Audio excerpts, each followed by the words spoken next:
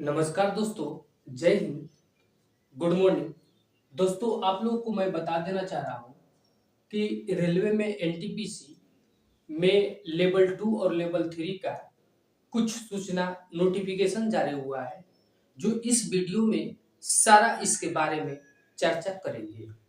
तो आइए यहाँ से जानते हैं। Railway NTPC level 2 and level 3 का रिक्वायरमेंट अभी जारी हो चुका है।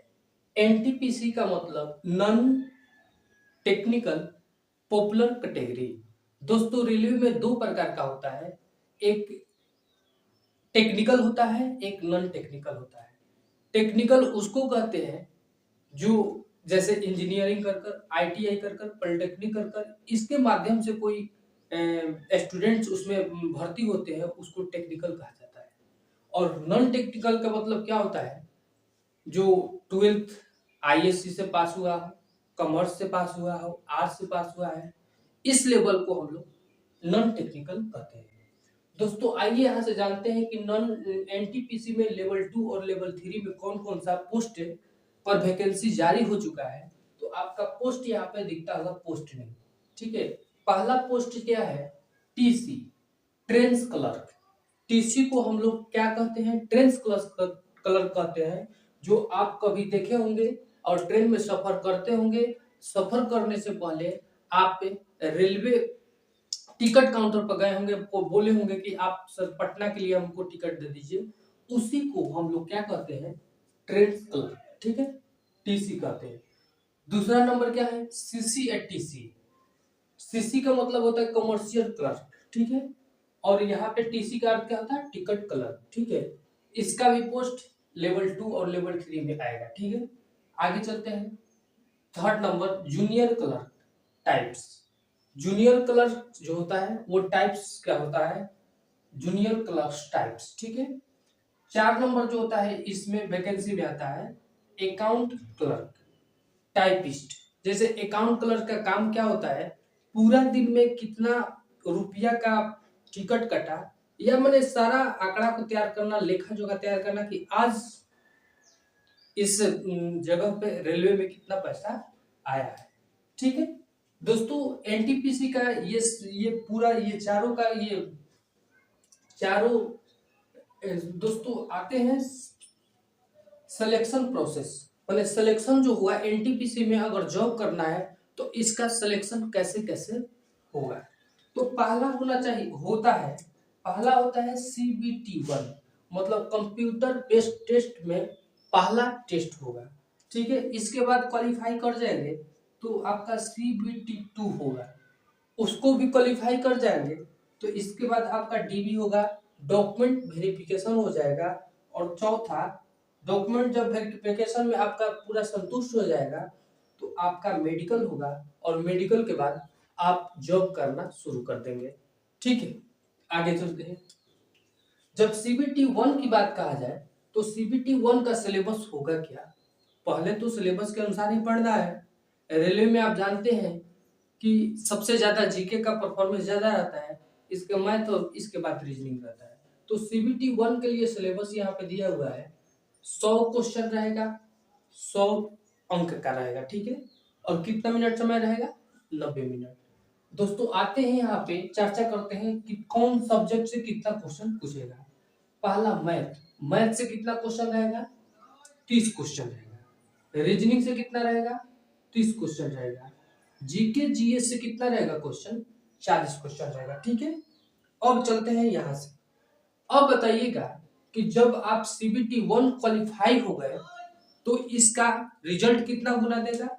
तो रिजल्ट जो देगा वो 15 से कितना गुना देगा भाई, तो 15 से 20 गुना। कितना गुना, 15 से 20 गुना आपका रिजल्ट CBT 1 में देगा।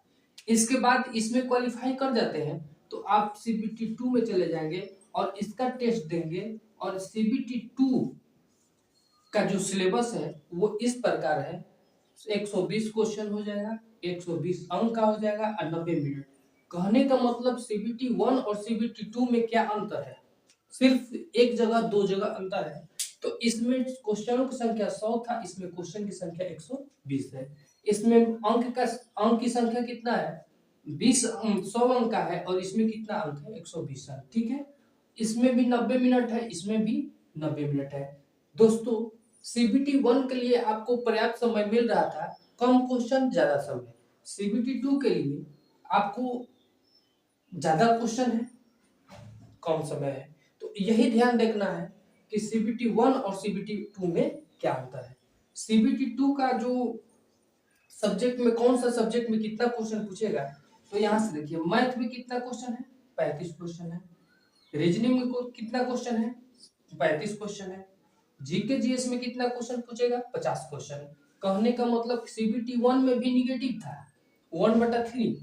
ठीक है, मतलब कि 3 गलत पर एक सही को काट लिया जाएगा, और CBT 2 में भी 3 गलत पर एक सही को आपको कट लिया जाएगा। ठीक है, अब चलते हैं एज क्या पूछेगा, एज का लिमिट क्या होगा, फी कितना लगेगा।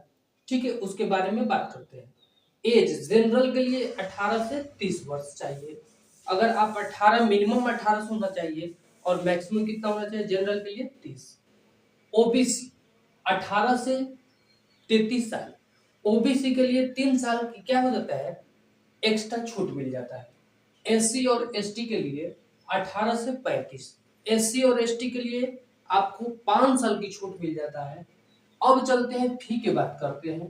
फी कितना लगेगा जनरल ओबीसी ईडब्ल्यूएस के लिए 500 रुपया। ध्यान से देखिएगा, हम पिछला वीडियो जो आरपीएफ के बारे में, एसआई और आरपीएफ के बारे में, कांस्टेबल के बारे में समझाए थे, जब एग्जाम हॉल में बैठिएगा तो आपको 400 रुपये रिफंड करता था उसमें। तो इसमें भी वही प्रोसेस है कि 500 रुपये फॉर्म भरते समय लगेगा, लेकिन आपको रिफंड कर देगा कितना 400। जब आप उसमें प्रेजेंट ही दिखाएंगे, प्रेजेंट होंगे एग्जाम हॉल में, प्रेजेंट होंगे, तो उस समय आपके अकाउंट में कितना रुपया रिफंड कर देगा 400 रुपया। जिस प्रकार से 500 रुपया से 400 रुपया रिफंड किया, उसी प्रकार से एससी एसटी और फीमेल का फॉर्म का लगा हुआ है 250 रुपया, तो इसमें भी उसी अनुसार आपको 200 रुपया का कर देगा, रिटर्न कर देगा। ठीक है, एनटीपीसी में जो वैकेंसी निकलता है उसमें 2 प्रोसेस होता है। पहला एक 12th वैकेंसी निकलता है, किस पे निकलता है, एक 12th पे वैकेंसी निकलता है, और एक होता है ग्रेजुएशन पर। ठीक है, ग्रेजुएशन पर जो पोस्ट निकलता है वो स्टेशन मास्टर का पोस्ट होता है, गुड्स गार्ड का पोस्ट होता है। तो ये ग्रेजुएशन लेवल का फॉर्म नहीं है, ये सिर्फ क्या चीज है 12th बेसिस पर फॉर्म आया है। आपको ये भी बता दें कि 12th पर ये इसका क्वालिफिकेशन क्या होना चाहिए, क्वालिफिकेशन होना चाहिए क्या चीज 12th पास। 12th पास होना चाहिए तो कौन सा स्ट्रीम से होना चाहिए, कोई दिक्कत नहीं, आप साइंस भी हो सकते हैं, आर्ट्स भी हो सकते हैं और कॉमर्स भी। आप ये भी जानकारी कर सकते हैं कि 12th में पास होना चाहिए तो साइंस कॉमर्स आर्ट्स से भी होना चाहिए। कोई भी स्टूडेंट होगा जो फर्स्ट होगा, सेकंड होगा, थर्ड होगा, इसका कोई परसेंटेज से काम नहीं है, आपको सिर्फ पासिंग मार्क्स चाहिए। ठीक है, तो आप 30% भी पासिंग मार्क्स चाहिए। ठीक है दोस्तों, कैलेंडर जो होता है ना, अपना कैलेंडर जारी कर दिया है।